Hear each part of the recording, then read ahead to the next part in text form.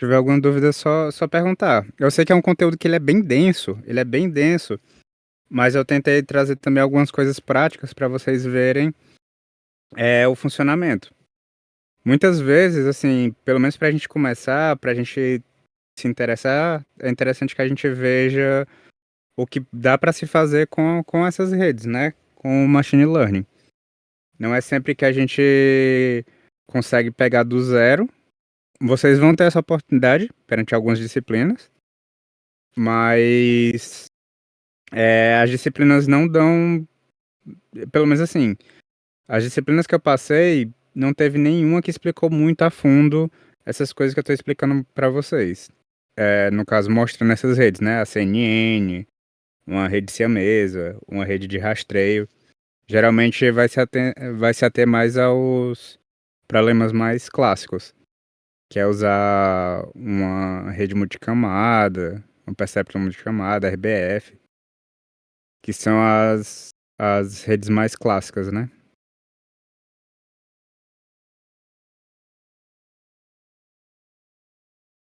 Ah, certo. É porque estava fechado. Deixa eu ver. É, sim. É porque, assim, quando a gente tá passando pelo processo de treinamento ele pode ser demorado, certo? Por exemplo, a as redes GANs, elas são muito demoradas, mas depois que ela termina de treinar, pra rodar é muito rápido. Então o treinamento é demorado, mas a execução dela é rápida.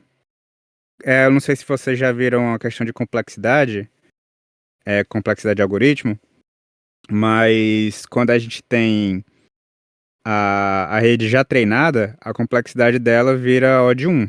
Então você coloca a entrada, ela já vai dar a saída. Ela vai ser linear, ela não vai ter nada de processamento, assim, de passar várias vezes por uma iteração, nada disso. Então ela fica em tempo constante, né? Ela fica tempo um.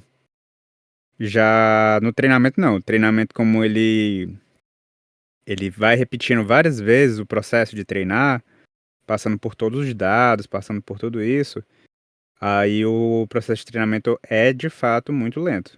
Ele é muito lento mesmo.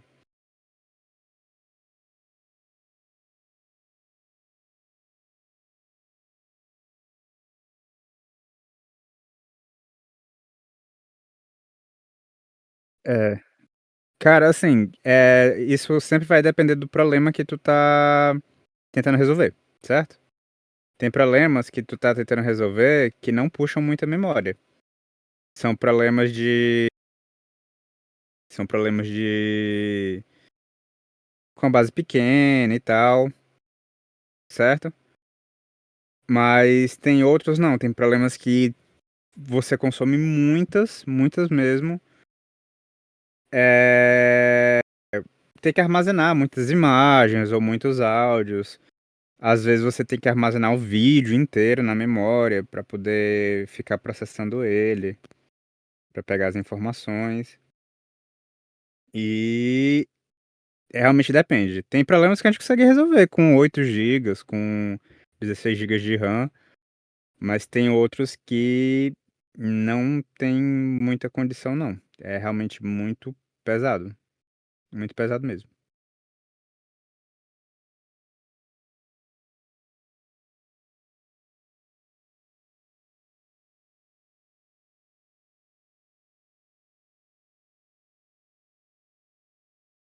Pronto, pronto.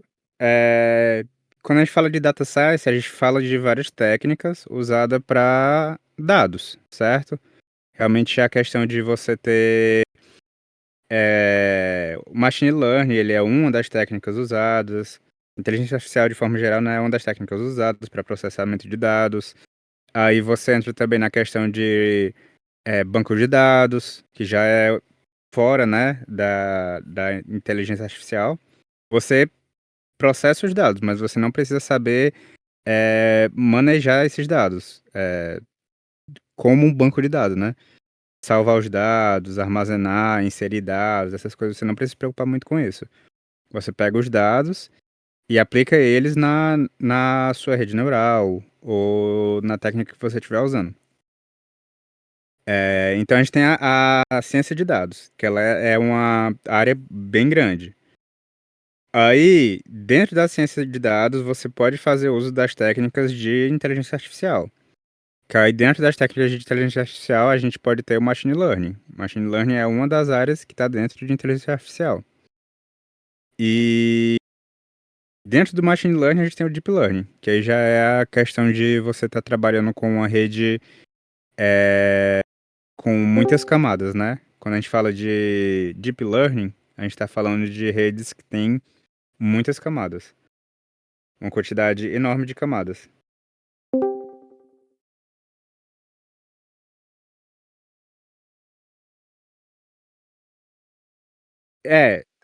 O deep learning, ele é tecnicamente o quê? Ele é você ter uma rede, mas é uma rede que tem muitas camadas. Então é basicamente isso.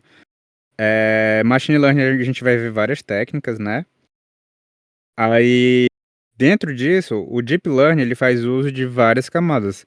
Por exemplo, na CNN a gente tem as camadas de convolução e a gente tem também as camadas é, a camada totalmente conectada, que a gente chama, né? Que geralmente é nosso classificador ou pode até ser um regressor, né? Ele pode trabalhar tanto para fazer a classificação quanto para trabalhar fazendo uma regressão, ou seja, encontrar uma função.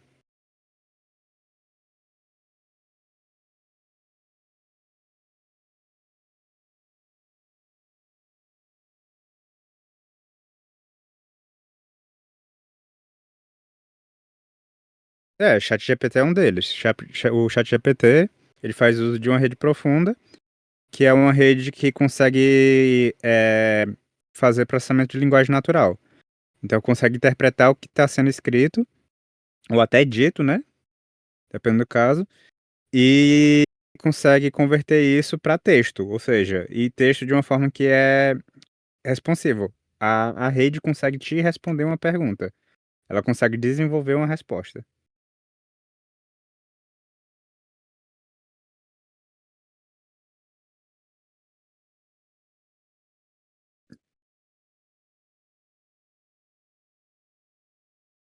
Pronto. A estatística é basicamente o quê?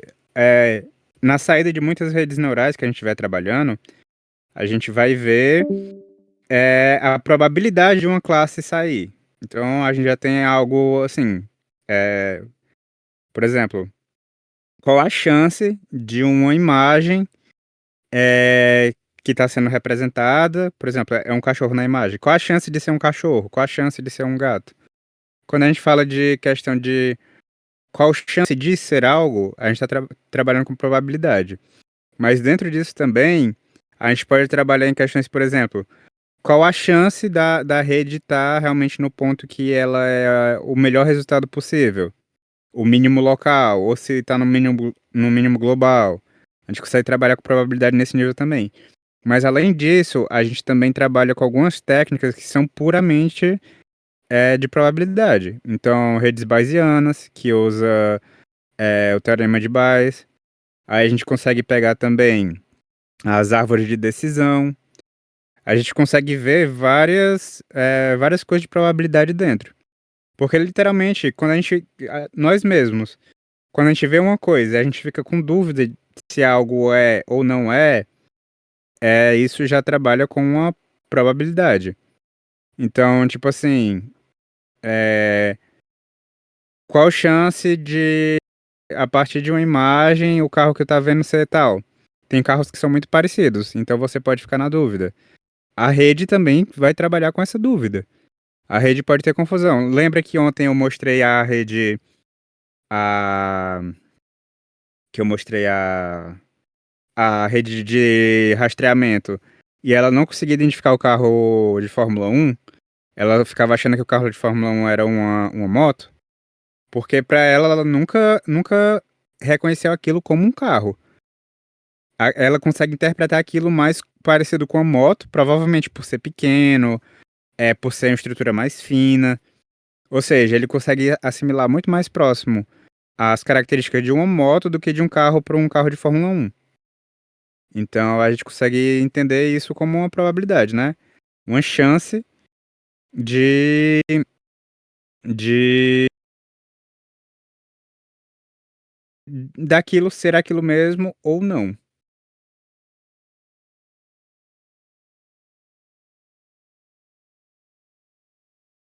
Pronto, legal, essa pergunta é legal.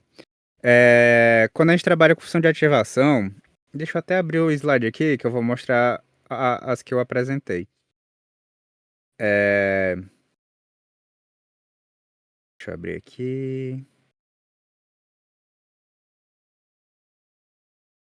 Quando a gente trabalha com as funções de ativação, a gente leva em conta assim, em redes de mais de uma camada, ou para fazer a propagação do erro, a gente faz uso de derivadas parciais.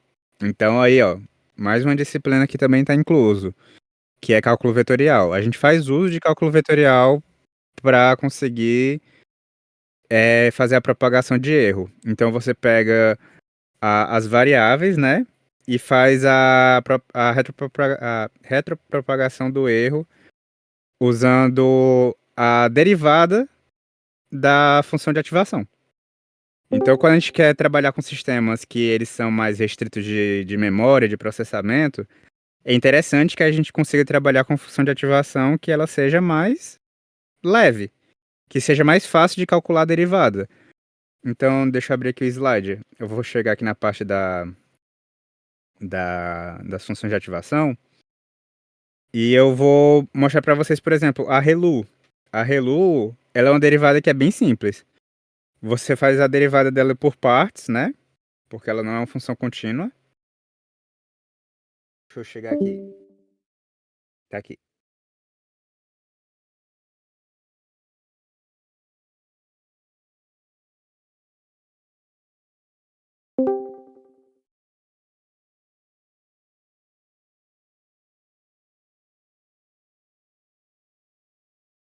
É, é porque assim, você precisa saber qual foi o erro, certo? Você precisa ter uma medida do erro para poder treinar os pesos da rede. Então, é basicamente assim, para treinar, esse dado é relevante? Não é. Ele precisa estar num valor positivo ou negativo. Então, a rede vai aprendendo com um tipo de punição. Quando a gente fala de perda, a gente fala com um tipo de punição. Então, por exemplo, se a gente tiver uma uns dados que a rede não está conseguindo interpretar ele bem, ele está causando muito erro, esse erro tem que ser propagado para todas as camadas, para que os pesos sejam ajustados. Então, a retropropagação do erro é a partir da função de ativação, da derivada da função de ativação. Então, por exemplo, se a gente tiver aqui a sigmoide, a derivada dela vai ser o quê? Se a gente lembrar, em cantos que são constantes, a derivada é zero, e quando a gente tem inclinação, a derivada vai ser essa inclinação, né? A inclinação máxima dessa curva é aqui no meio. Então ela vai ter um formato mais ou menos como uma função normal, certo? Ela vai ter um valor assim, com o máximo sendo 0,5. Se a gente pegar aqui a ReLU, ela vai ser o quê? Ela vai ter o valor zero quando for abaixo de zero, ou seja, a derivada aqui é zero, e a derivada aqui é constante. A derivada aqui vai ser um. Então o erro vai ser justamente essa derivada. Ele vai pegar esse valor.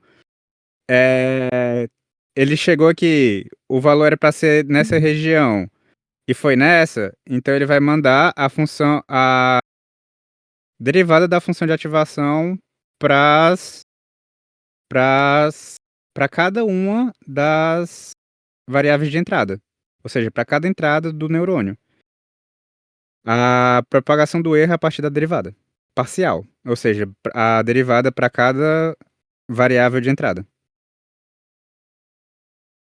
A derivada para cada variável de entrada. Isso. Aí, por exemplo, aqui na Lick-ReLU, a derivada vai ser o quê? Vai ser um quando o valor for maior que zero, e vai ser esse coeficiente aqui quando for menor que zero. Então a gente também tem uma derivada que ela é fácil de calcular. Então, se a gente está trabalhando com sistemas que eles são que tem um poder de processamento baixo e ele precisa ter treinamento, lembrando disso, ter o treinamento. Isso é para treinar a rede. Então você pode optar mais por funções de ativação como essas aqui, que tem a derivada mais fácil de calcular, certo? Isso é uma coisa que tu pode usar para definir qual a função de ativação que tu vai usar, o tipo de sistema que tu tá trabalhando, certo? Deu para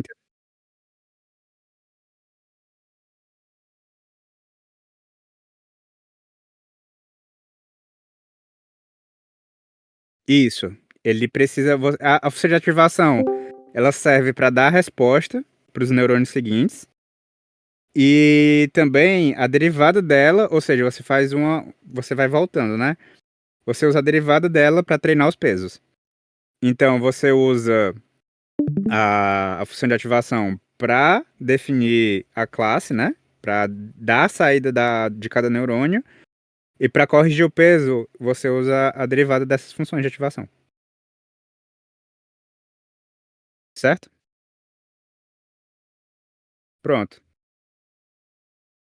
Eu vou compartilhar com vocês aqui o a explicação das partes de convolução da CNN, certo? Que eu vi que algumas pessoas ficaram com dúvida, aí eu vou mostrar para vocês a rede, como é que funciona cada pedaço da rede, né? Os principais, que é justamente a camada as convoluções e os poolings. Pronto, já tá dando para ver aí? Pronto. Então a gente tem aqui eu tô chamando as funções que a gente vai mostrar. Eu vou até adicionar uma a mais aqui, esse aqui eu não tô usando. Vou adicionar aqui max pool 2D pooling.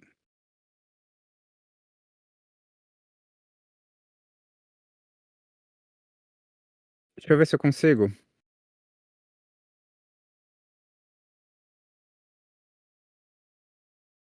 Deixa eu lembrar onde é.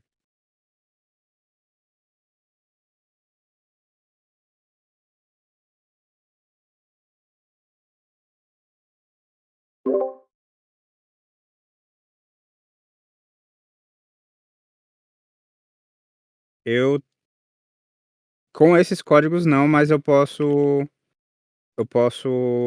adicionar. Eu posso adicionar essas coisas no GitHub e compartilhar o GitHub.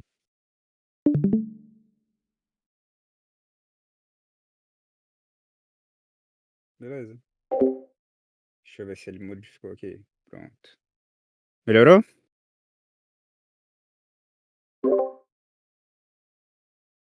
Pronto, perfeito. Então, tá aqui. Eu adicionei aqui algumas, camadas que eu queria mostrar para vocês, então principalmente a convolução e o pooling, certo? De novo, essa parte aqui é para poder definir a CPU, para deixar como CPU rodando. E aí eu fiz o quê? Aquela imagem que eu mostrei para vocês ontem, que é essa aqui, do cachorro e do gato, eu vou fazer o processamento só nessa imagem para mostrar para vocês. Então pronto. Eu tenho aqui o tamanho da imagem, a entrada, né?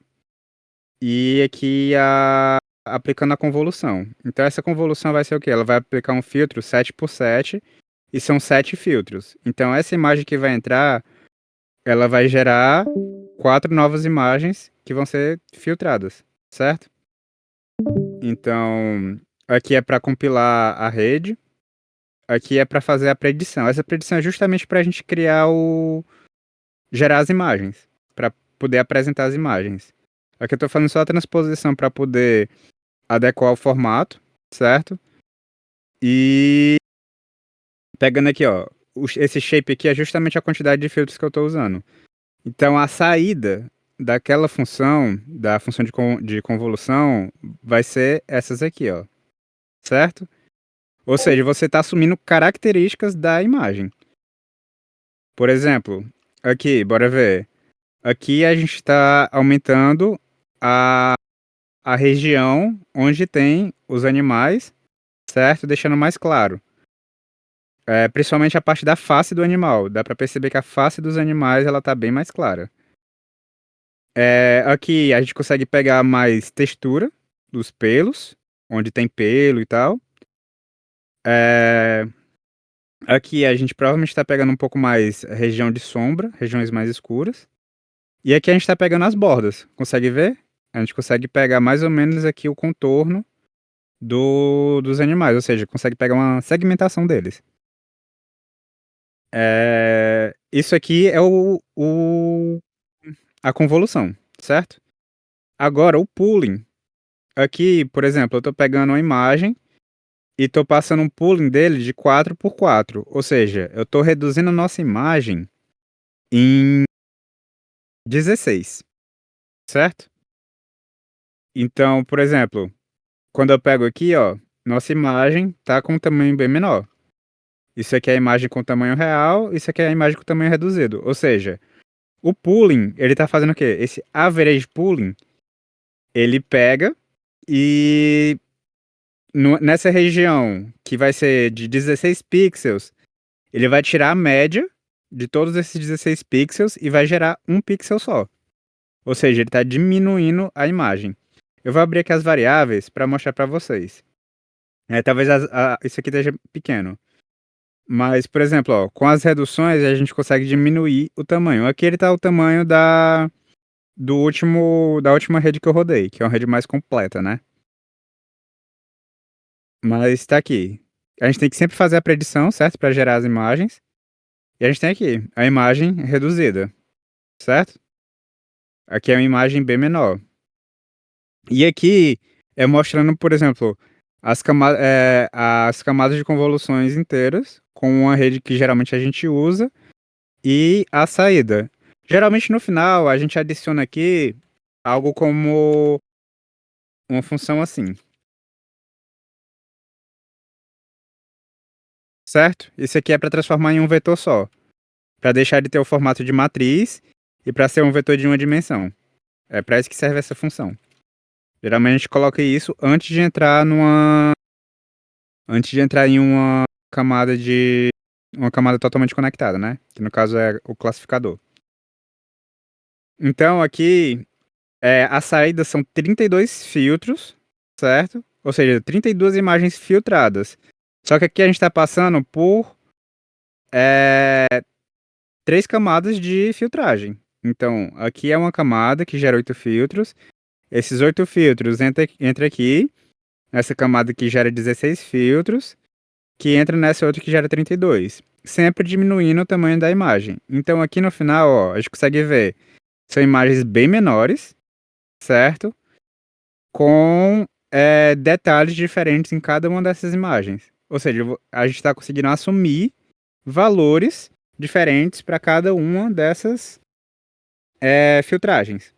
Então a gente consegue usar isso aqui como informações da imagem para definir justamente as características que estão na imagem, certo?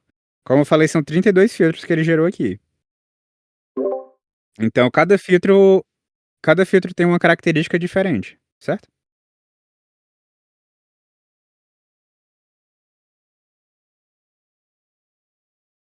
Tem no mestrado, tem no mestrado. Mas, assim, é processamento de imagens. Mas assim, quando você vê processamento de sinais, em sinais você vê as mesmas técnicas que você vê em imagem, porque a imagem é um sinal. A diferença é que no lugar da gente estar trabalhando com coisas que são 2D, de duas dimensões, em processamento de sinais a gente vai ver mais processamento de coisas unidimensionais. Então, um sinal de áudio, um sinal elétrico, mais esse tipo de, de mídia, né? Já em processamento de imagens, a gente vai ver justamente o quê? A gente pode ver vídeo, a gente pode ver imagem, eh, tem técnicas diferentes, porque são técnicas para duas dimensões. Então, ó, Aqui, ó, por exemplo, aqui a gente consegue pegar uma segmentação, ó, a gente consegue ver, consegue pegar as patinhas do animal. Então a gente consegue, gerando os dados, por exemplo, a gente consegue pegar informações sobre a medida das patas. Então conseguir identificar o animal pelas medidas da pata. É uma coisa que é possível. Eu vou colocar esse código para rodar todo de novo, para vocês verem também que os filtros eles são aleatórios, certo?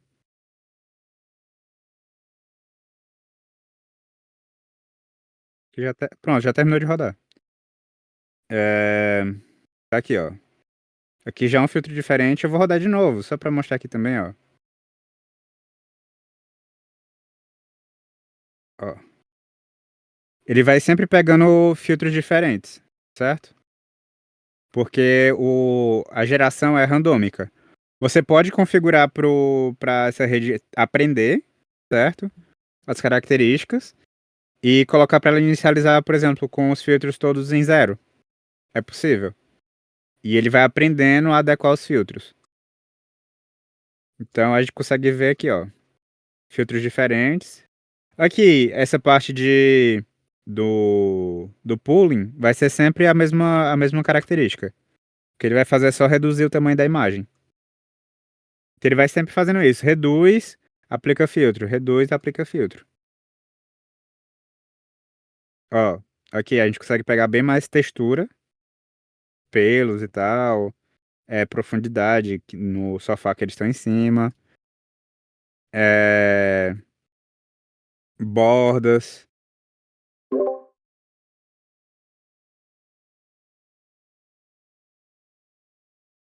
É processamento, é questão de processamento. Porque, por exemplo, se a gente colocar muitos dados na rede, a gente vai ter um problema que quanto mais dimensões a gente tem, mais dados a gente precisa para a rede aprender bem. Então, se você tem uma rede que é muito grande, uma dataset que é muito grande, que tem muitos dados, você pode fazer uma rede que ela tem mais informações, que ela vai ter mais dimensões, né, que a gente pode falar. Só que isso também vai demandar mais processamento. Você está jogando muita informação para um classificador. E eu não mostrei para vocês porque isso é um conteúdo um pouco mais técnico, mas tem regras para definir o tamanho, a quantidade de neurônios numa rede. E essa quantidade de neurônios vai depender da quantidade de dados na entrada. Então, por exemplo, a gente reduz aqui para aplicar filtros, você aplica mais filtros, mas em imagens menores. Então, isso faz com que o tempo seja reduzido. Quanto mais filtros você usa, mais tempo vai demandar. Mas se as imagens forem menores, é... você vai ter menos dados para processar. Quanto maior as imagens, mais dados para processar. Quanto menor as imagens, menos dados. Só que você aumenta o número de filtros. Então isso faz o quê? A gente pode pensar assim: o filtro é como uma peneira, certo? Se você quer extrair pedras grandes, você não vai usar uma peneira. Você pode usar uma peneira bem fina para tirar só os pedaços que são menores do que aquele, certo? Bora supor, a gente tem uma pedra que ela é perfeitamente circular, né? Ela é uma esfera perfeita. E a gente quer filtrar para que só mantenha essas pedras. Então o que é que a gente pode fazer? A gente coloca uma peneira que ela seja com um tamanho um pouco menor do que essas pedras, que são esferas perfeitas, e balança para passar tudo que for menor que essas pedras, certo? E o que for maior, mantém também. Mas é isso, é para a gente extrair características, extrair informações. A gente usa filtros para isso. Então, a gente pode trabalhar com filtros passa baixa, passa alta, passa faixa, que são filtros de frequência, né, que a gente chama. E também tem filtros que podem tirar, por exemplo, o formato de um olho. O filtro pode ser justamente isso, pode ser o formato de um olho. Então vai extrair, nessa imagem tem um olho, porque a gente está passando um filtro que ele consegue registrar as bordas do formato de um olho. Como a peneira. A peneira, a gente coloca os furos do tamanho, mais ou menos, da informação que a gente quer.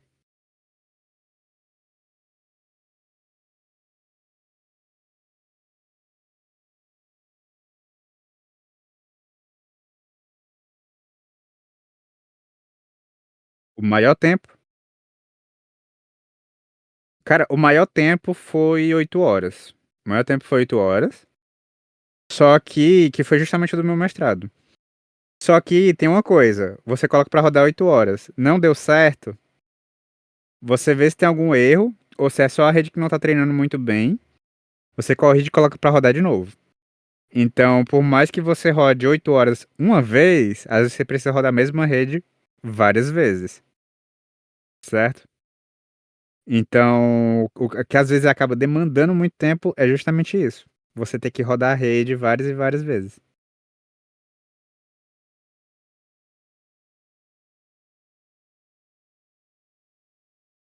Sim, a acurácia aumenta, mas a acurácia de treino. Você lembra a questão do overfit? Se você tem uma acurácia de treino muito alta, isso não significa necessariamente que a rede tem capacidade de generalizar. Ela pode ser muito boa, ela tem acurácia muito alta para os dados do treino. Mas aí quando você passa para dados que não participaram do treino, a acurácia é baixa. Entendeu? Então, às vezes, você treinar por muito tempo é ruim. Porque você treinar por muito tempo pode fazer com que você tenha overfit.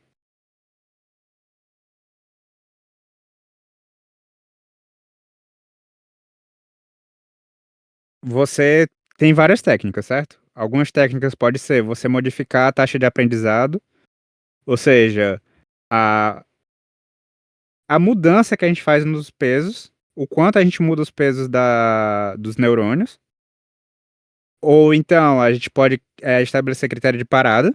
A gente pode estabelecer, por exemplo, assim, o critério de parada é a partir de certo valor de acurácia de validação, por exemplo, a gente coloca a rede para parar. Então, meu objetivo é que a rede alcance uma validação de 98%.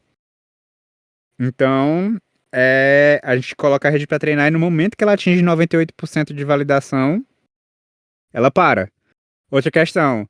Ah, a rede está treinando e ela não está conseguindo aprender mais. Ela não está conseguindo melhorar o resultado. Não conseguiu melhorar o resultado, é, para. Depois de 5 tentativas sem melhorar o resultado, para a rede. Então você pode pegar o melhor resultado e parar a rede antes disso. Isso evita até às vezes que você tenha um treinamento muito longo. Você consegue reduzir a quantidade de épocas, né, que a gente chama, que a rede vai passar treinando. É um treinamento com todos os dados. Uma época é você rodar todos os dados pelo menos uma vez. Todos os dados de treino, certo? Então, pronto. Então, tá aqui. Então, é aqui, né, outros filtros. Bora fazer uma modificação aqui. Bora criar mais uma camada aqui, certo? Isso aqui vai reduzir a imagem, mas bora também gerar filtros menores. Vou gerar filtros aqui de 3x3, uma matriz 3x3, certo? Então bora rodar aqui. Pronto. Tá vendo, ó? As imagens são bem menores. A gente tá tendo a saída imagens bem menores. E essas imagens, elas levantam mais informações. Bora fazer uma coisa. Bora modificar de novo aqui. E bora colocar 64. Mas bora colocar o pooling pra fazer uma redução maior ainda da imagem. Tá aqui. Isso aqui vai gerar uma imagem bem menor. Bora ver o quão pequena vai ficar. Tá aqui. Olha o tamanho da imagem. Isso aqui é justamente a gente tá extraindo características. Isso aqui a gente pega o quê? Cada bichinho desse aqui ele vai dar um valor. E esse valor vai ser referente a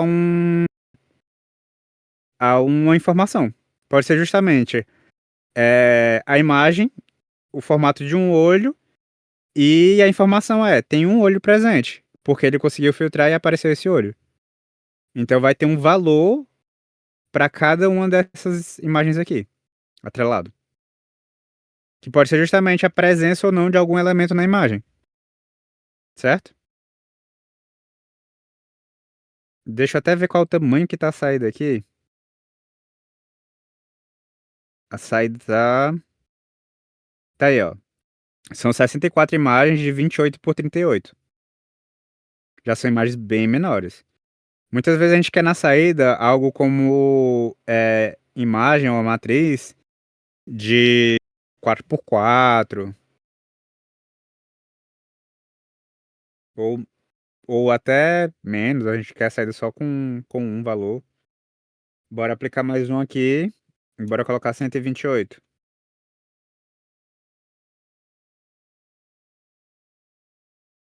Tá aqui. Isso aqui já parece muito mais com o que a gente faz na prática mesmo, certo?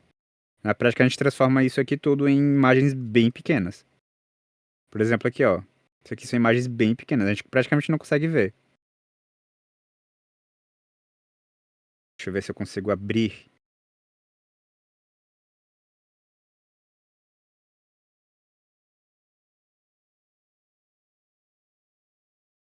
aqui.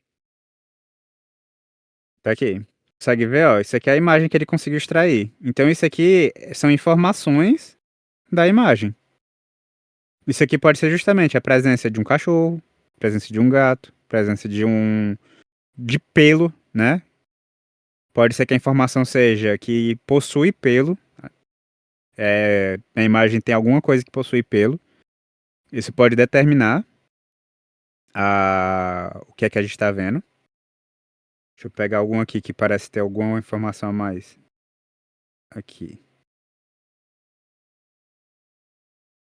Ó. Então cada coisa dessa aqui vai aparecendo mais, vai extraindo mais informações, certo? A gente usa o filtro justamente para extrair informações. Deixa eu ver essa aqui.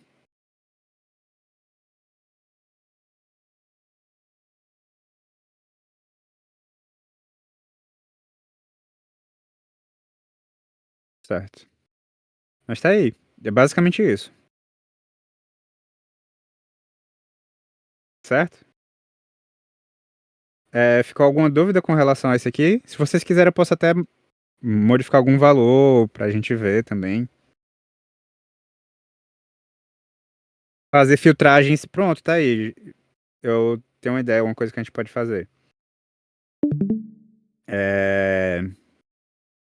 Vou pegar essa rede aqui mesmo e vou fazer as filtragens sem aplicar pooling.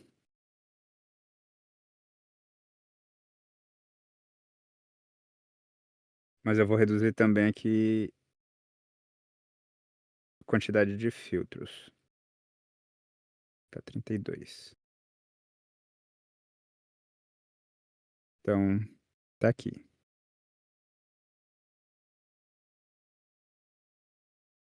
Ó, por exemplo, aqui, ó, a gente consegue ver que na imagem ele conseguiu filtrar regiões que tem pelo, principalmente na parte da face, ó. Então isso aqui pode ser justamente a informação que a gente tá querendo. Identificar que tem esse tipo de informação aqui, certo? Aqui também, ó. Regiões, a gente pode querer identificar a segmentação, né? Fazer a separação.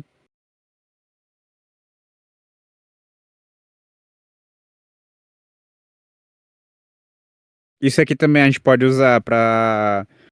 Pronto, tá aí uma aplicação legal. Eu quero criar filtros de imagem para fotos. Eu quero criar uma foto, fazer um processamento numa foto que fique com efeito automaticamente de, sei lá, aumentar a saturação da imagem ou aumentar alguma coisa como essa. Então a gente consegue fazer isso, certo? A gente consegue fazer criação de filtros a partir das camadas de convolução. Deixa eu mostrar uma coisa legal. Vocês falaram da questão das camadas de ativação, das funções de ativação. É possível a gente aplicar as funções de ativação nas camadas de convolução. Então, eu vou pegar. Vou deixar do jeito que estava aqui antes.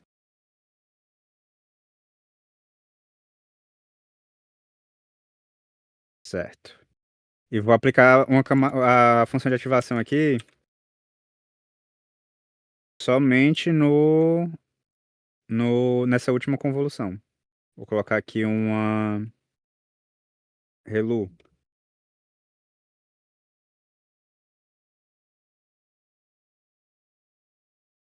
Ó, valores abaixo de zero, ela zera completamente, por isso que tem algumas imagens aqui que são completamente zeradas. E valores acima de zero, ela mantém o mesmo valor. Então ela consegue fazer justamente esses ajustes aqui.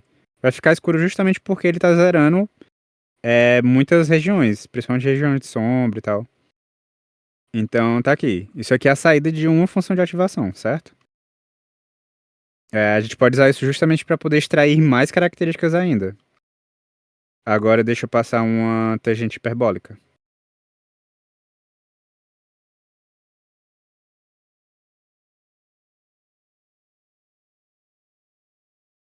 Certo. Pera aí. Passei, mas é pra rodar tudo mais. Pronto. Tá aqui. Tangente hiperbólica, ela vai fazer o quê? Por que que ficou mais ou menos assim? Porque aqui a gente tá só tendo valores entre 0 e 1. Porque entre menos 1 e 1, perdão. Entre menos 1 e 1, porque a tangente hiperbólica ela só permite esses valores. Então a gente vai ter imagens assim, mais próximas de preto e branco. Entre 0 e 1 mesmo. Certo? Mas isso aqui também serve pra gente fazer a extração de características. A gente pode pegar e extrair algumas características usando as funções de ativação.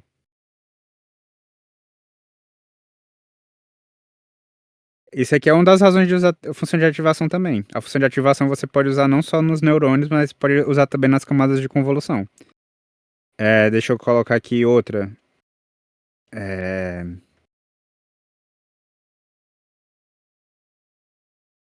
colocar softmax.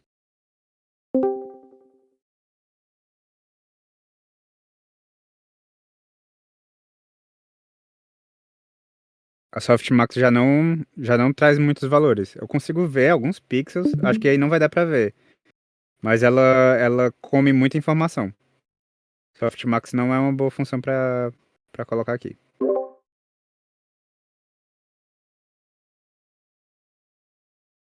Você não consegue fazer extração de muitas características. Porque a função dá como retorno valores muito. Ela elimina muitos valores, entendeu? Colocar aqui a sigmoide. Sigmoide, eu não sei se a sigmoide também vai dar esse problema. Ó, ela também dá. Porque a sigmoide ela é entre 0 e 1. Aí como ela nunca chega em 1 de verdade, ela, ela perde informação. Tanto ela quanto a softmax. A softmax é basicamente uma sigmoide alongada. Deixa eu voltar aqui pra Relu. A Relu é uma que dá bons resultados. Ela é uma função leve, né? Por conta da derivada. E ela consegue fazer melhor extração de algumas características. Ó, talvez não esteja dando pra ver muito bem aqui, mas. Ó, tem algumas características. Ela consegue manter algumas características. Então, ó, lembra do que eu falei da questão do formato do olho? Esse filtro ele tá conseguindo pegar bem o formato do olho, ó. Então aqui é uma informação que ele conseguiria obter, que na imagem tem olhos. Isso aqui é um exemplo que funcionou bem.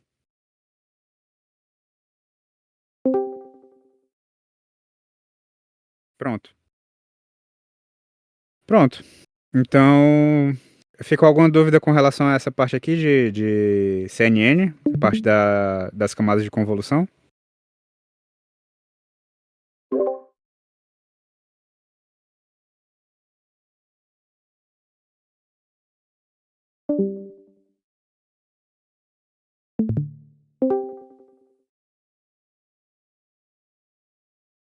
Se tiver tudo ok, eu vou passar para as redes generativas. Eu deixei rodando, provavelmente ainda tá rodando, mas eu não sei se ela vai ter conseguido um resultado bom. Ó, ela ainda tá rodando. Deixa eu ver quanto tempo aqui que ela tá rodando. Ó, essa aqui ela tá rodando há 37 minutos. Eu acho que essa rede ela roda quase 1 hora. Mas é basicamente o tempo que eu explico para vocês o que é que foi feito.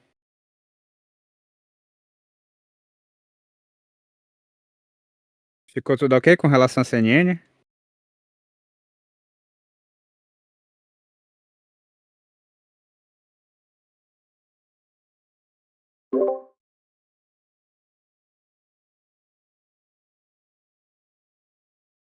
Pronto. Eu vi que já deu mais ou menos 1 hora, né? Bora dar uma pausa de 5 minutinhos. Aí quem precisar beber uma água, acho que eu vou beber uma água também. Aí a gente volta e eu apresento a Gans pra vocês. Beleza? Então pronto. 5 minutinhos de pausa aí. Até já.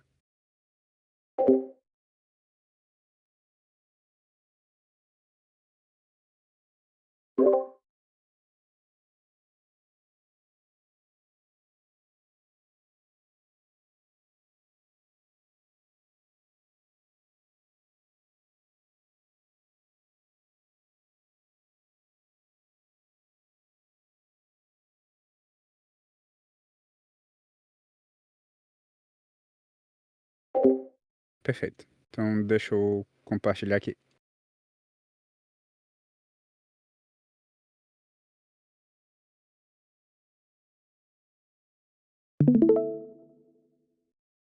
Pronto.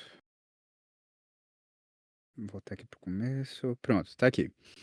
É... Aqui eu tô mostrando pra vocês basicamente as bibliotecas, né, que a gente precisa usar para esse problema. Não são todas, mas é porque a gente pode fazer algumas trocas, né? Pode aplicar algumas coisas a mais, no dropout. É, mas basicamente é isso. Dropout é outra camada que basicamente elimina alguns dados. Isso aqui também é usado para impedir overfit. Ele aleatoriamente tira alguns dados da informação, zera, né? Ou então elimina mesmo algumas conexões de neurônios para isso aqui ajuda a evitar overfit. A gente estava falando disso também, né? Tem essa camada que ajuda a evitar a overfit. Pronto. De novo, aqui para usar a CPU. Esse problema a gente vai resolver também com a Minish, certo? Então, qual é o objetivo? É a gente conseguir gerar artificialmente imagens como as do dataset Minish, ou seja, imagens que possuem números. Então aqui a gente carrega os dados, é, as imagens, né, X-Train e as labels de treino e teste. Aqui a gente está fazendo normalização. Essa normalização aqui, ela é aplicada para deixar os dados entre -1 e 1. Então, as imagens, que geralmente são de 0 até 255, 8 bits, né? Ela vai passar a ser valores entre -1 e 1. Lembrando que a Minish, ela só tem valor mínimo ou valor máximo. Ou seja, seria como se fosse valor 0 e valor 255. Pronto.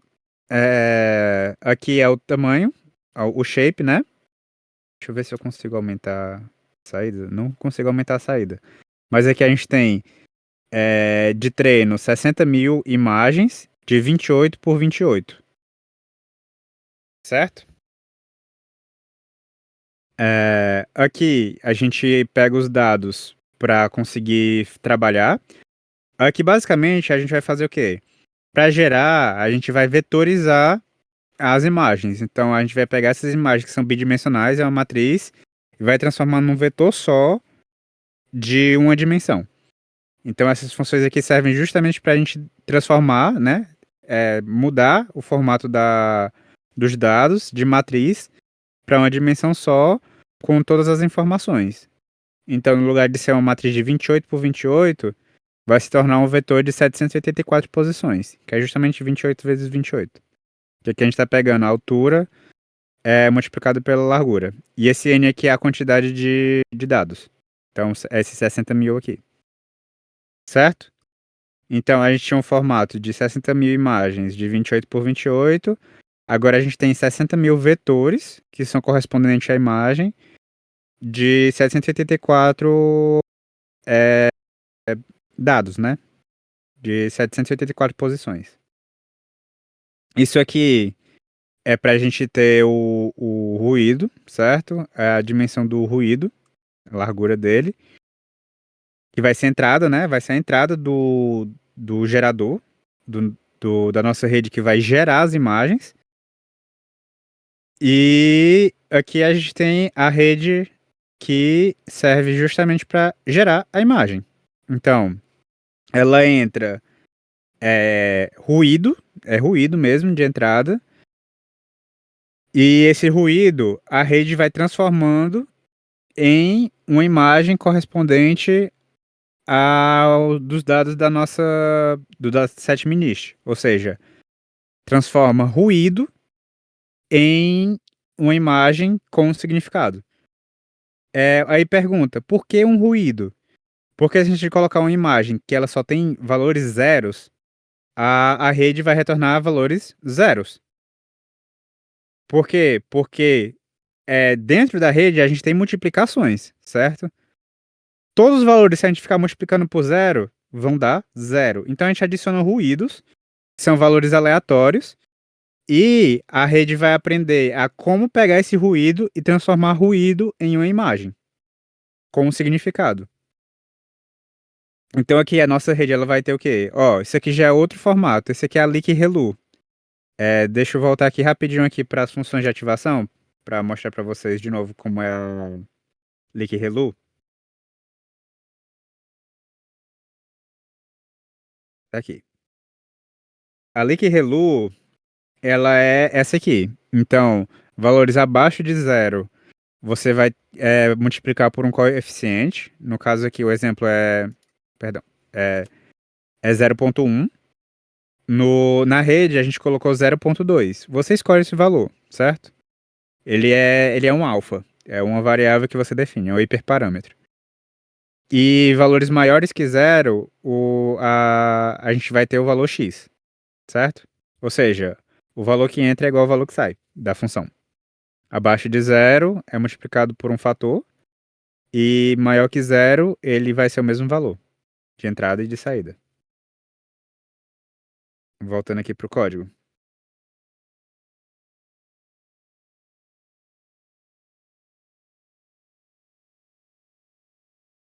Certo.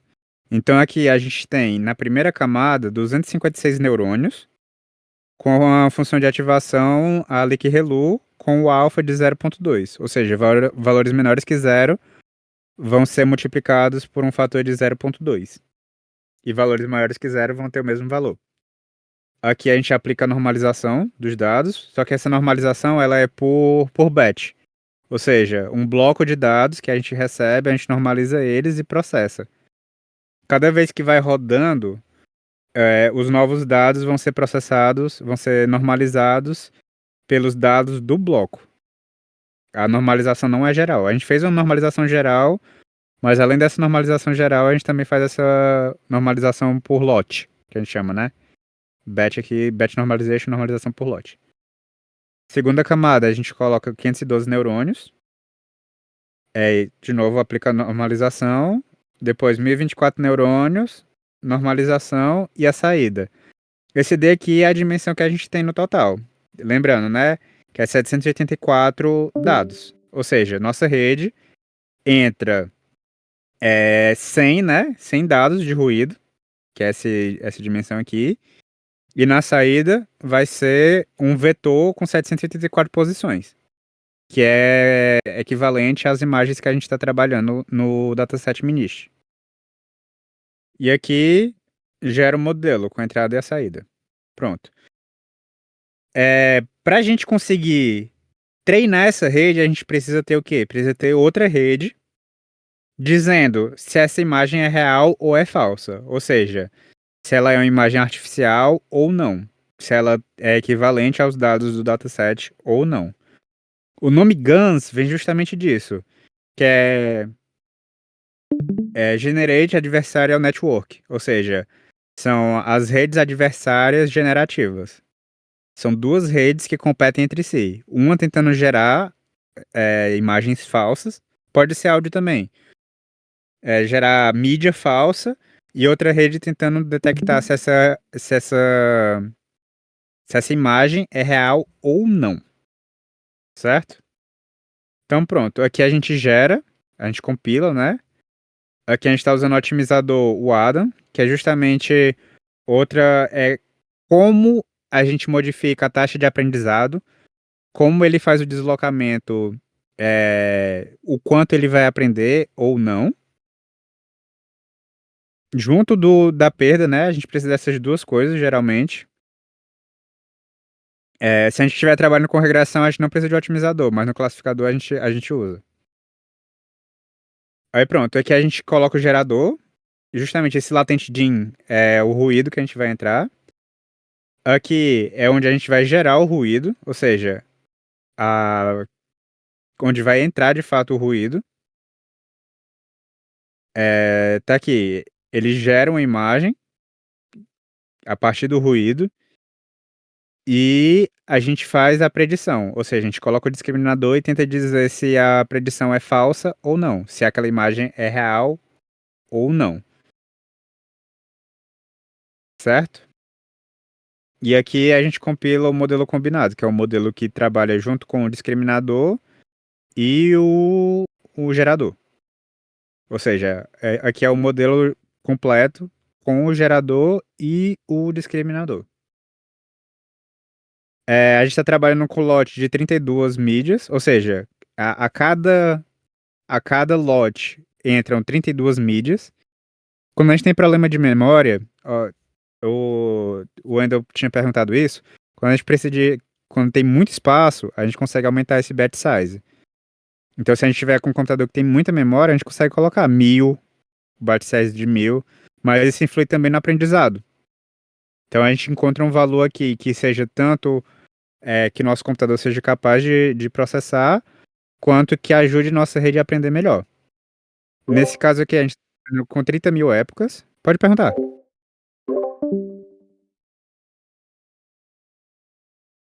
Depende da mídia. Depende da mídia. Imagem, teve uma que eu tava processando que era de 256 por 256 a imagem. Eu consegui colocar o lote carregando em memória 4 mil e poucas imagens. Mas assim, o próprio computador limita um pouco isso, certo? Aqui tá com a CPU. Mas eu tô rodando com a CPU porque a biblioteca da placa de vídeo, eu tô tendo que reinstalar, inclusive eu tô reinstalando ela aqui também. Mas como o computador roda tranquilo com a CPU, aqui não tem nenhum código muito complicado, eu tô deixando rodando com esse mesmo. Mas esse aqui estaria rodando mais rápido. É realmente porque de ontem pra hoje pediu pra eu atualizar a biblioteca da GPU, né? Que é a CUDNN. Aí que eu rodo? Pronto, aqui eu rodo os códigos, é uma 4070. Mas eu tô com duas. Eu tô com a 4070 e tô com a 3060. Porque o que é que eu faço? Eu deixo a 4070 exclusiva para rede neural. Então, se eu estiver rodando rede neural e eu quiser fazer alguma outra coisa que demande GPU também, por exemplo, trabalhar com programa em 3D, eu deixo a GPU só no código e coloco a outra GPU para vídeo, para processamento de coisa em 3D, para renderização. Se eu estiver trabalhando com outra coisa simultaneamente, eu deixo a 4070 só para rede neural. E a 3060 para as outras atividades. Inclusive o monitor, eu não coloco nenhum monitor, nada na 4070. Ela tá uma placa de vídeo exclusiva só para rodar rede neural.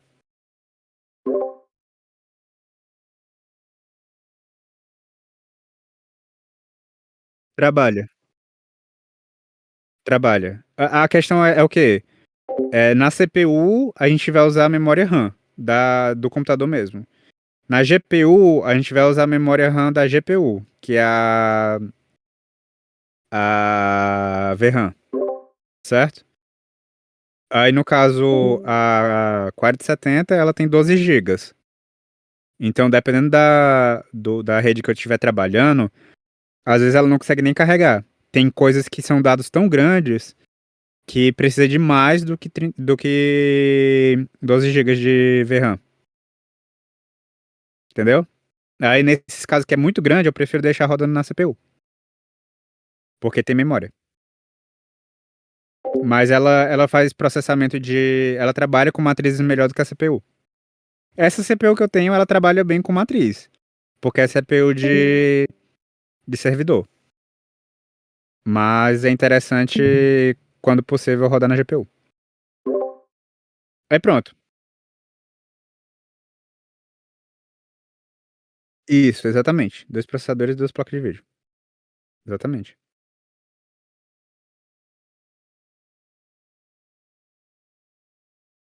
Eu tô usando o WSL. É kernel do Linux, mas eu tô rodando no Windows.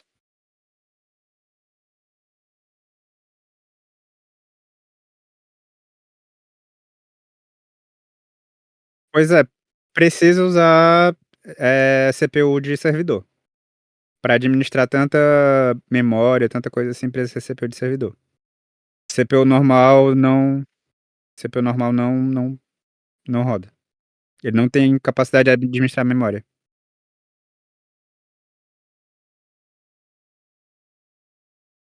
Somando os dois, dá 44 núcleos e 88 threads.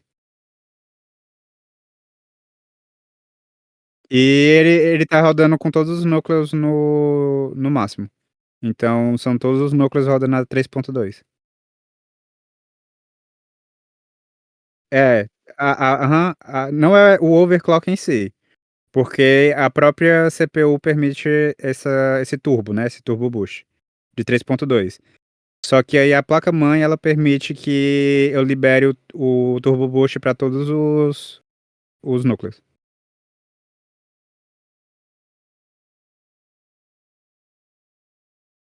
Tem, tem. Tem tanto o Threadripper quanto tem os EPIC.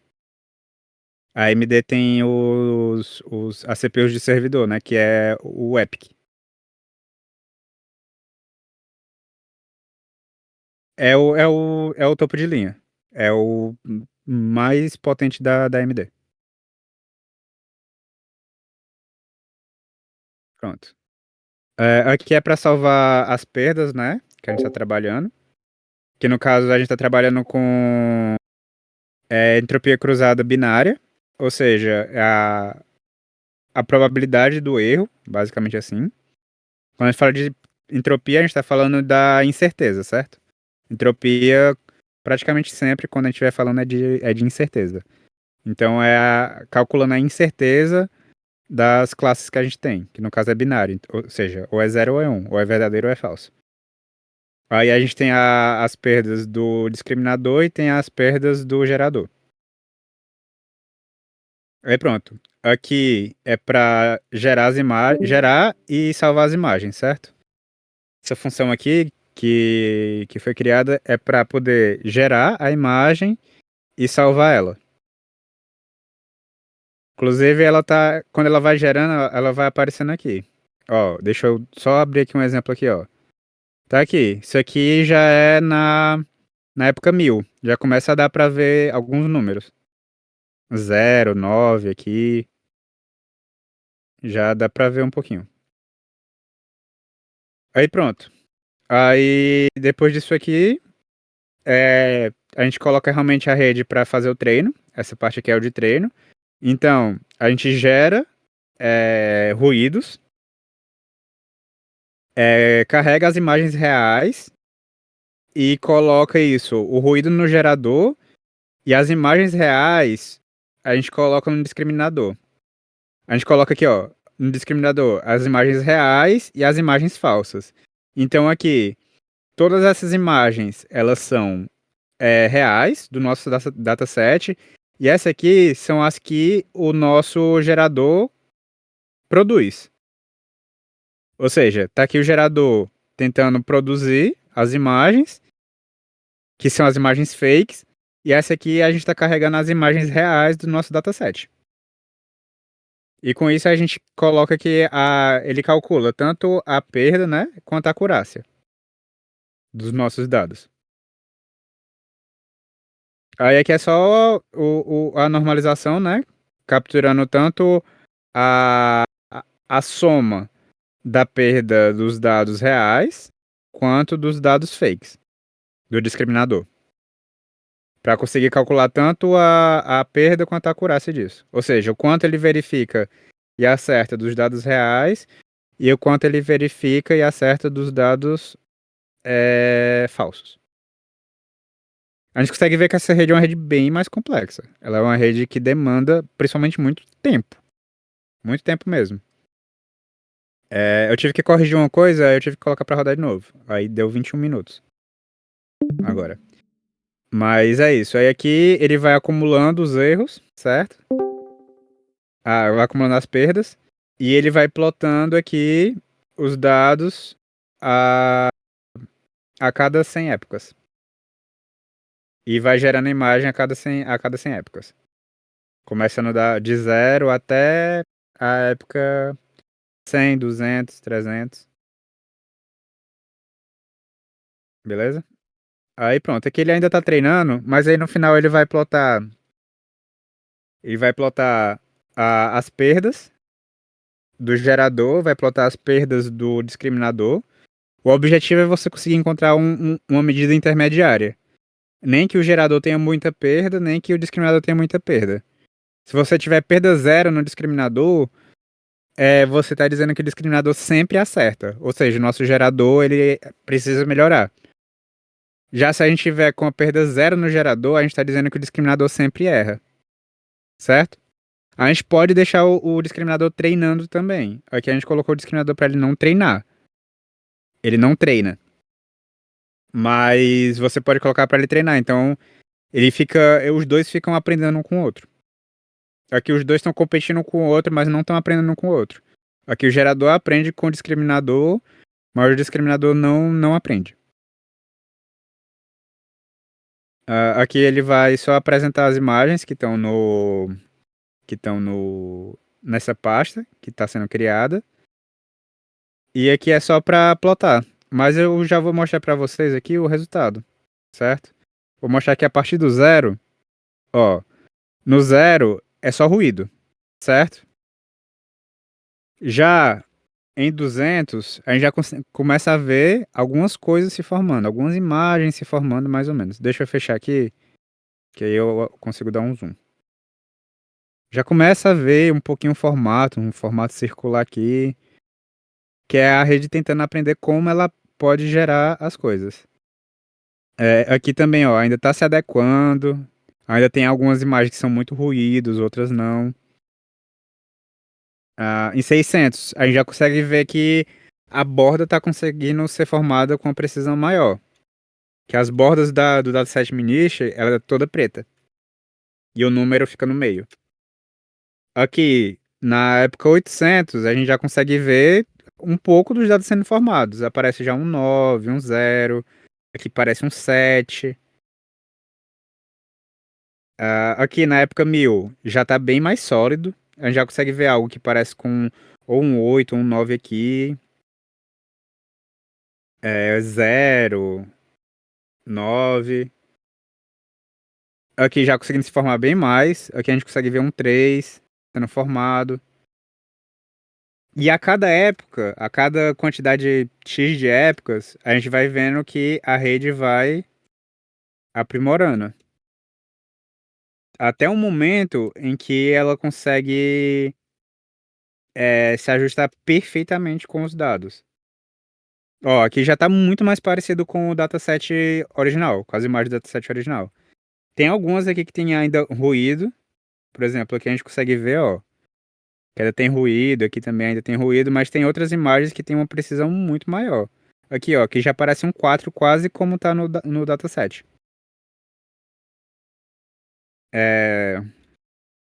Aqui, ó, cada vez que a gente vai aumentando a época, né, vai treinando mais, a gente vai conseguindo resultados melhores no dataset. Para equiparar com os dados do dataset, né? Quanto mais tempo treinando, melhor ele vai ficando. Aqui é um caso em que, como são 2 redes competindo entre si, não tem risco de dar overfit. Porque você tá sempre com uma rede por fora tentando acusar.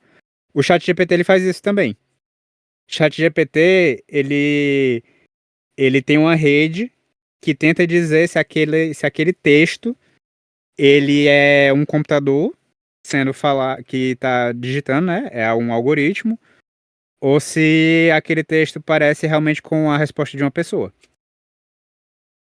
Ele tem um algoritmo que faz isso também, um discriminador. E tá aqui, deixa eu ver até onde foi que ele já fez. Ele já fez até a 11.200. Ó, na 11.200, aí já tem os dados bem mais próximos dos dados originais. A gente já consegue discernir muito melhor se as imagens são. Já consegue. Perdão, o contrário, né? Já fica mais difícil discernir, definir se as imagens são do dataset original ou se são geradas artificialmente. Algumas são muito boas mesmo. Fica bem difícil de dizer. O zero aqui parece com alguns zeros que tem lá. O um aqui também. Esse 7, se não fosse alguns ruídos também, estaria muito parecido com o do dataset. Esse 9 tá bem parecido.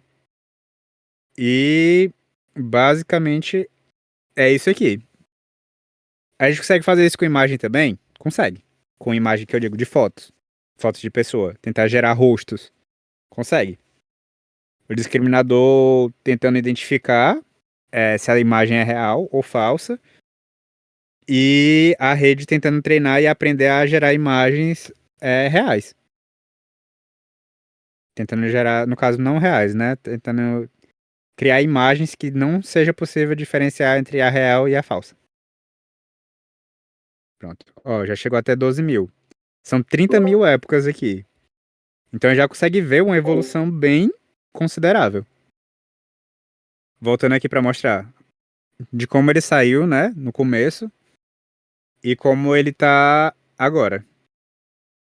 Para imagens mais complexas, o que é que a gente tem que fazer? A gente tem que aumentar o número de neurônios, isso precisa ser feito, e a saída também vai ser uma imagem maior, com mais pixels, com a resolução maior. Então, o ruído com imagem maior, lembrando que aqui esse ruído são só 100 dados, mas só tem 100 dados de entrada, com valores aleatórios. E esses 100 dados, eles entram aqui na rede, que vai tentando gerar. E aqui é a rede tentando discriminar. Para o discriminador, se a gente estiver trabalhando com imagens mais complexas, por exemplo, com imagem de um cão, tentar gerar um cão, ou tentando gerar a face de uma pessoa, tentando gerar alguma coisa assim, a gente pode colocar nessa rede de discriminador aqui uma rede convolucional. Então a gente consegue colocar aqui camadas de convolução para tentar aplicar no discriminador para ele tentar definir se a imagem é real ou é falsa. E aqui a gente pode colocar comum mesmo. Não precisa usar nessa camada aqui, nessa rede camada de convolução para o gerador. Mas para o discriminador, se for uma imagem mais complexa, é interessante.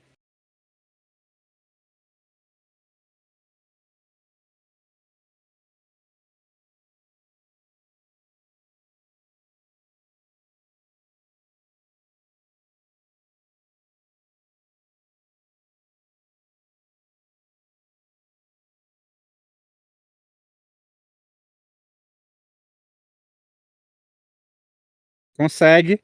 Tu consegue fazer o seguinte.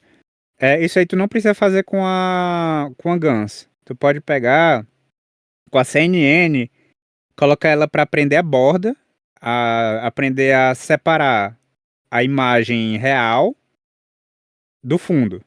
Então tu consegue pegar uma rede neural que aprenda a remover fundo, certo?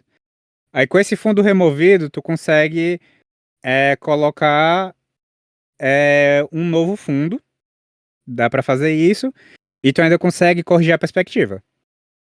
Então tu pode treinar uma rede para remover o fundo, tu pode colocar uma rede para receber o fundo novo que tu quer e a imagem que tu tem, e fazer a correção de perspectiva, pra que pareça realmente que tu tá lá e não é só um fundo, uma figurinha colada, né.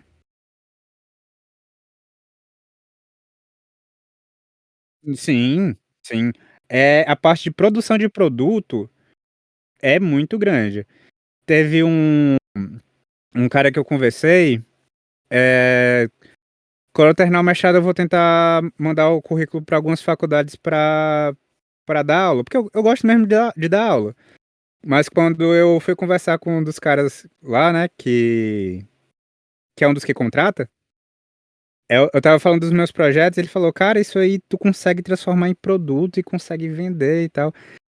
Não é muito o meu interesse, mas isso é totalmente possível. Vocês podem pegar uma rede dessa aí, treinar, ter uma ideia legal, tentar desenvolver ela, treinar e virar um produto e vocês patentearem e vender. E quando você tem esses produtos que são gratuitos, de novo, isso aí é coisa interessante para falar sempre. Tudo que é gratuito, na verdade você é o produto. Não pode esquecer disso. Pode ser seus dados, pode ser alguma coisa assim. Mas tá aí. Ó, eu acho assim, eu acho que que a galera que desistiu aí, perdeu uma das redes que tem mais, assim, uma das que tem mais potencial pra virar produto.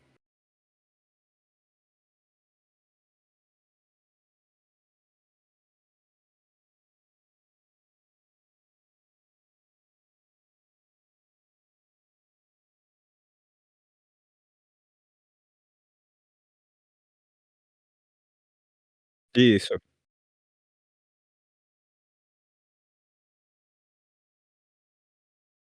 Isso, a filtragem. Justamente, ó, essa parte de filtragem é justamente o quê?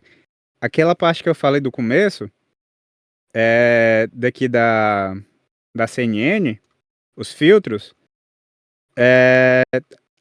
aquilo tudo é filtro. Tu pode treinar a rede, tu coloca assim, eu vou te dizer como é que tu faz pra treinar uma rede dessa. Tu coloca uma imagem, eh, real de entrada, certo? A imagem que tu quer que tenha o desfoque. Tu cria uma imagem por fora, com o processamento que tu quer,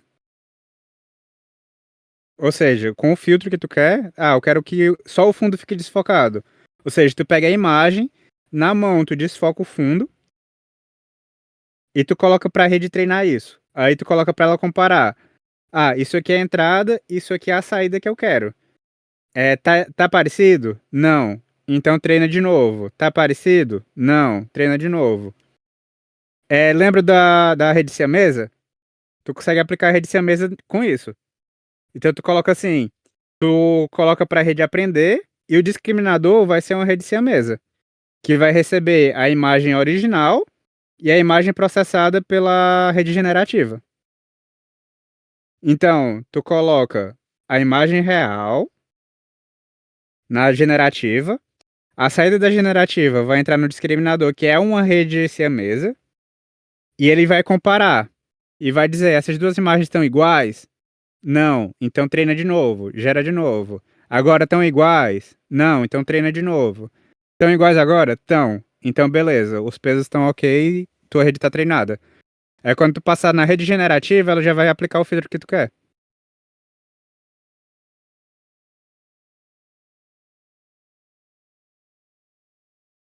Cara, dá pra fazer. Realmente assim, meu negócio é porque eu gosto de dar aula. Se eu focasse pra produção de produto, tem muita coisa, tem muita área que dá pra entrar e se jogar. Eu gostaria de entrar nisso participando na parte de produção, na parte de pesquisa, na parte do desenvolver, mas a parte comercial em si eu já não tenho tanto interesse. Mas aí, por exemplo, se alguém quisesse abrir uma empresa para fazer isso e quisesse contratar, eu iria com certeza. Porque aí eu estaria trabalhando com a coisa que eu gosto. Eu gosto tanto de dar aula quanto eu gosto da parte de desenvolver, né, de pesquisa. Parte de desenvolvimento para mim, nessa parte de machine learning eu gosto bastante.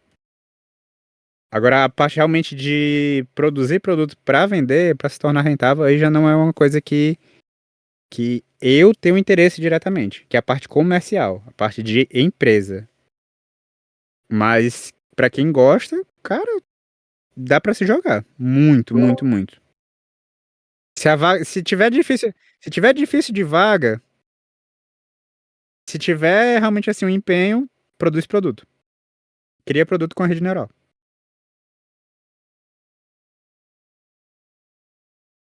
Não, eles contratam. Exatamente.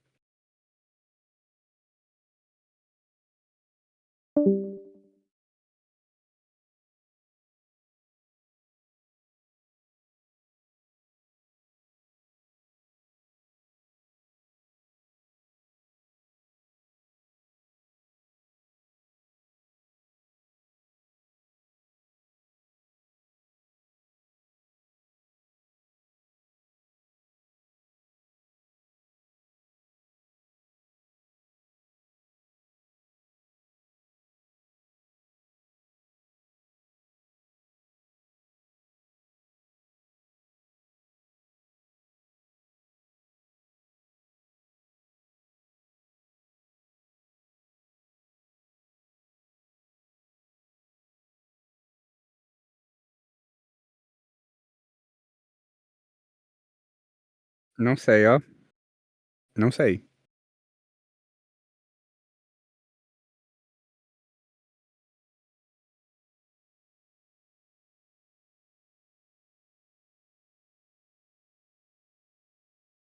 Sim. Cara, quando o cara é realmente assim, especialista, ele consegue ele consegue ganhar uma grana boa. Assim, por exemplo, eu quero fazer meu doutorado aqui na Suíça, né? Aqui na Suíça, tu entra no doutorado não como aluno, tu entra como pesquisador. Então, tipo assim, tu não é aluno de doutorado, tu é auxiliar de professor e pesquisador. Então, tu recebe salário. O salário aqui da faculdade para tu fazer o doutorado é 4.500 francos. Pra cá é bom, mas se fosse fazer a cotação no Brasil, daria praticamente uns 24.000 reais por mês. Pra cá é bom, pra cá não é tanta grana assim não, mas assim, se você conseguir separar uma grana. Hã? É franco suíço. É, agora tá valendo uns 5,52 mais ou menos. Aí a faculdade daqui tem tanto a EPFL quanto tem a EDDH, se não me engano. Que é a. Não, é outro nome, não tô lembrando agora não. Mas é a EPFZ, que é a Escola Politécnica de Zurique, de Zurich, e a de Lausanne. A de Lausanne é a que eu quero fazer. Mas as duas é em inglês. Você precisa saber inglês.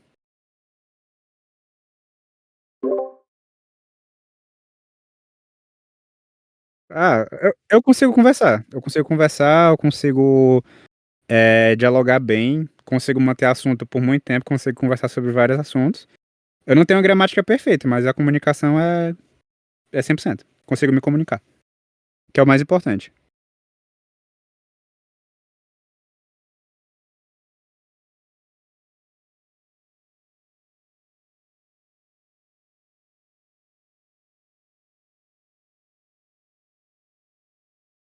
Sim, sim, sim. Ele já deu uma palestra, se não me engano, de code interview. Massa.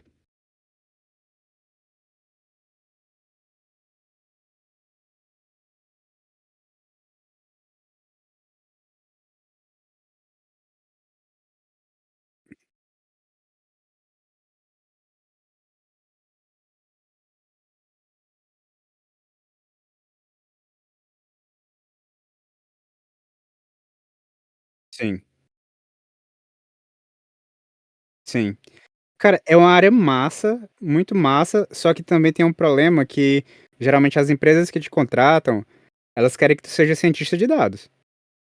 Elas querem que tu seja cientista de dados. É tipo assim, poucas vagas são realmente para engenheiro de machine learning. Que aí é a pessoa que é especialista em machine learning. Aí eles pedem que tu tenha um conhecimento amplo em muita coisa. Tu pode ser, tipo assim, tu pode ser o melhor em machine learning. Mas se tu não tiver um currículo que engloba essas outras coisas de ciência de dados, parte de banco de dados, eles às vezes não te contratam. Porque eles querem uma pessoa que seja pau pra toda obra.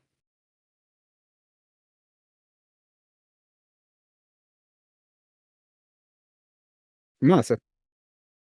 Cara, realmente meu conselho é assim, estudar ciência de dados, focar em machine learning, porque da área de ciência de dados é a que eu acho que precisa de mais dedicação, porque realmente cara, o que eu passei pra vocês não é um décimo do que é machine learning. Eu realmente dei uma geral assim e dei alguns exemplos, mas é um mundo gigantesco, gigantesco. É muita coisa, muita parte de probabilidade, tem que ter muito conhecimento na parte de álgebra linear, precisa ter conhecimento em redução de dimensionalidade, quando você precisa reduzir, quando você precisa subir a dimensionalidade. Tem problemas que você trabalha, que você consegue resolver subindo a dimensionalidade. Tipo assim, o meu problema do mestrado, eu fiz isso. Eu peguei um áudio que é unidimensional e eu transformo ele em imagem para poder detectar se ele é real ou falso. Ou seja, eu transformo uma coisa que é unidimensional em duas dimensões. Que na verdade são três, né? O áudio tem a amplitude, né? A amplitude pelo tempo. E o que eu tô usando, que é o espectrograma, ele é amplitude, frequência e tempo. Então eu subi a dimensionalidade para conseguir resolver meu problema. Aí tem que ter esse conhecimento também. Tem que manjar de dimensionalidade, álgebra linear, redução de dimensionalidade quando precisa, aumentar a dimensionalidade quando precisa também. Tu precisa conhecer as mídias que tu tá trabalhando, se é imagem, como você processa imagem, como você processa áudio, parte de pré-processamento. Pré-processamento geralmente é conteúdo já que puxa um pouquinho da ciência de dados. Mas que aí já pega o que também? O processamento de sinais. Ou processamento de imagens.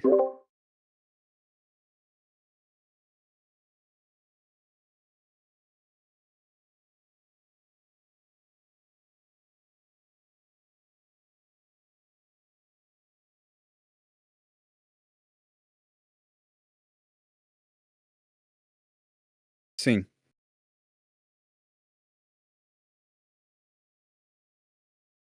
sim. Eu tô fazendo uma pós que é em ciência de dados, justamente por isso, pra conseguir pegar a vaga mais fácil. Porque só pelo machine learning não é tão fácil não. Mas com machine learning você consegue entrar numa vaga de ciência de dados e a partir daí pegar o foco em machine learning. Mas pra entrar mesmo. Cara, aqui é mais difícil porque geralmente eles dão prioridade pra quem é daqui.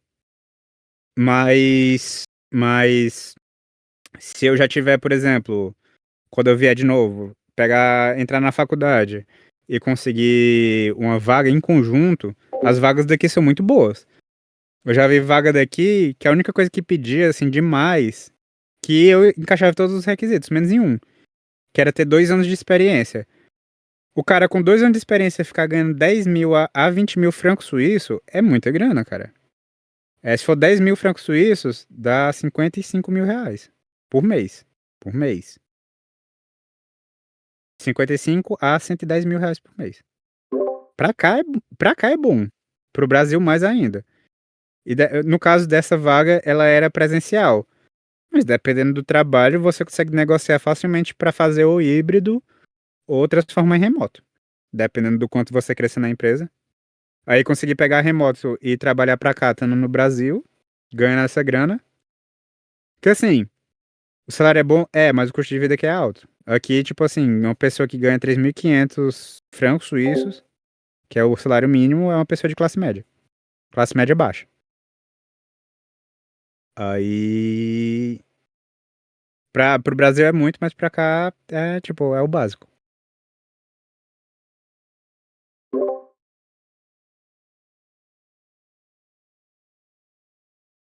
É, o salário mínimo não tem nada de é abaixo do mínimo, na verdade. O salário mínimo do Brasil, pelo que é calculado, era pra ser pelo menos 6 mil e poucos reais, pra ser justo.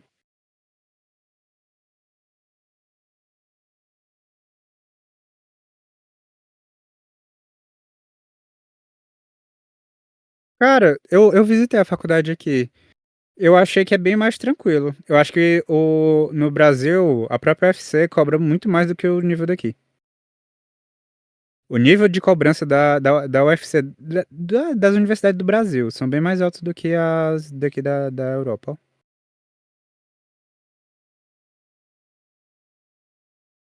E é verdade. E é verdade. O nível de cobrança do Brasil é bem alto. É por isso que a gente exporta muita gente. Porque o nível de cobrança é alto e a gente não tem tanto retorno. Mas aí, pelo menos assim, a minha ideia é mudar isso. É realmente mudar. Fazer aumentar a valorização dessas coisas. No Brasil.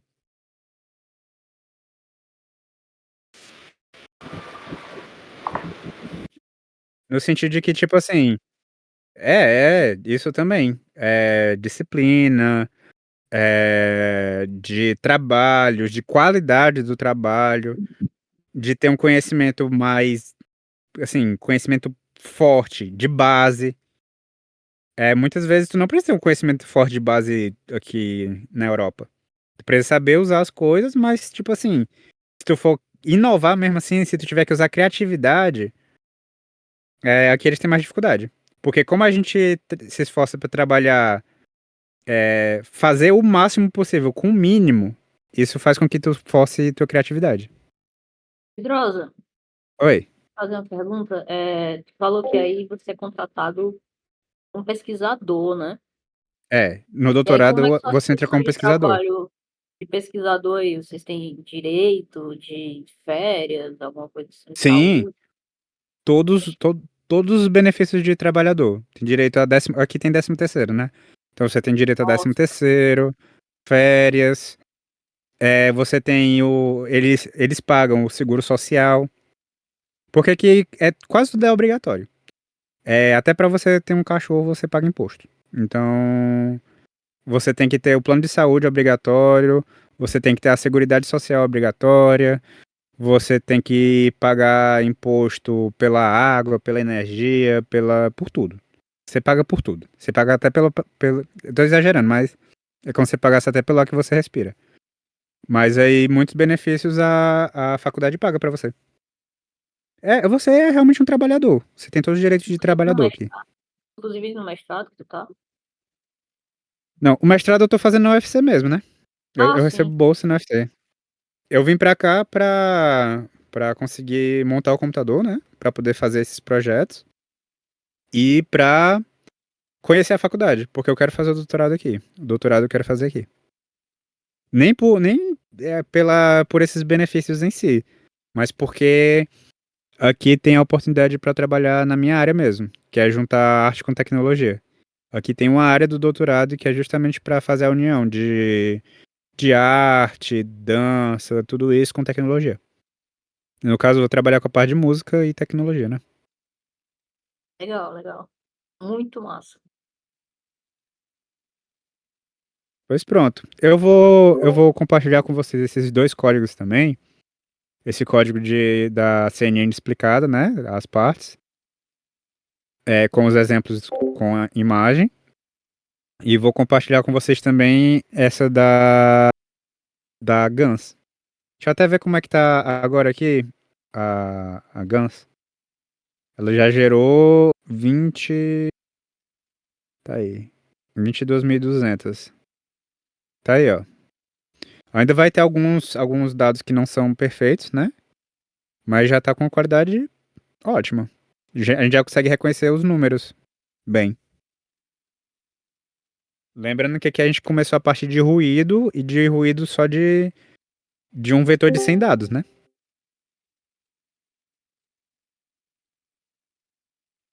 Mas é isso.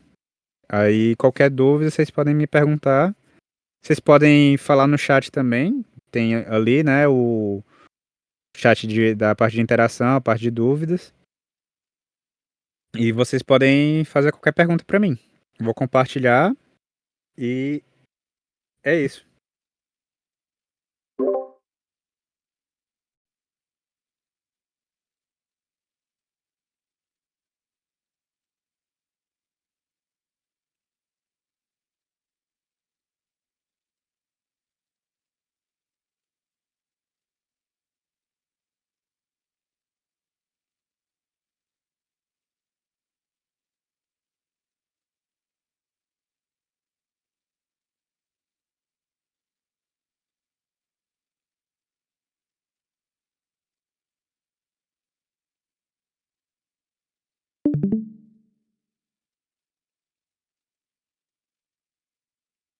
Pronto.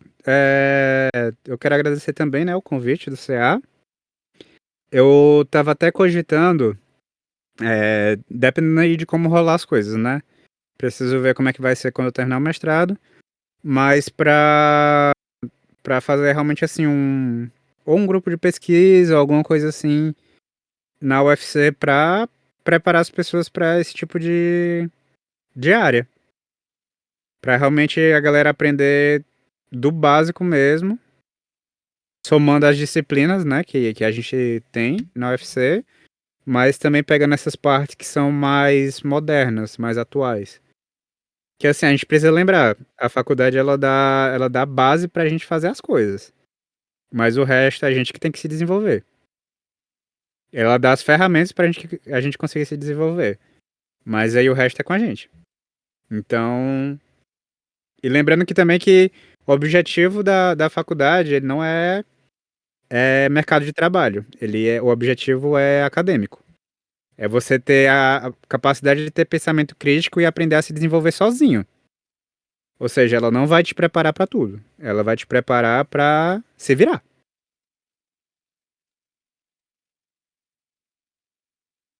É, no caso pra se virar mesmo, porque você vai aprender a resolver problemas. Então, até coisas que precisam de algo mais independente, saber o que estudar, saber como estudar. Muitas vezes o que a gente aprende não é nem o conteúdo em si, mas como estudar aquele conteúdo. Isso já é uma coisa bem importante pra gente.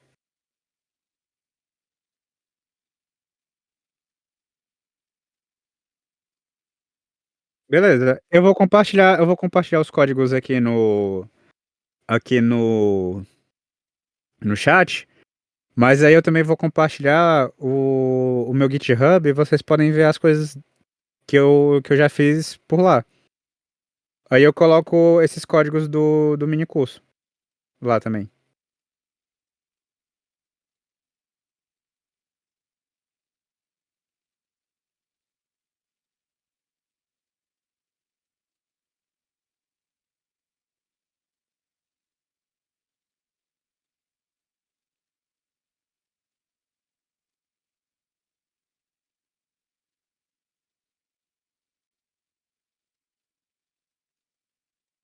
Beleza. Valeu, gente.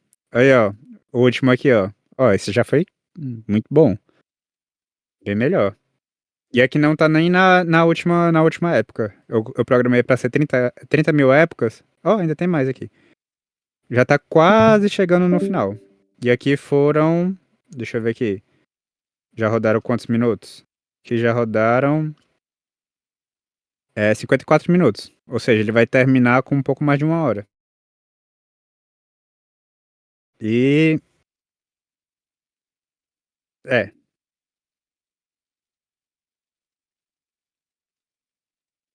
Não, mas às vezes tu coloca pra rodar e dorme. Aí quando tu acorda tá pronto.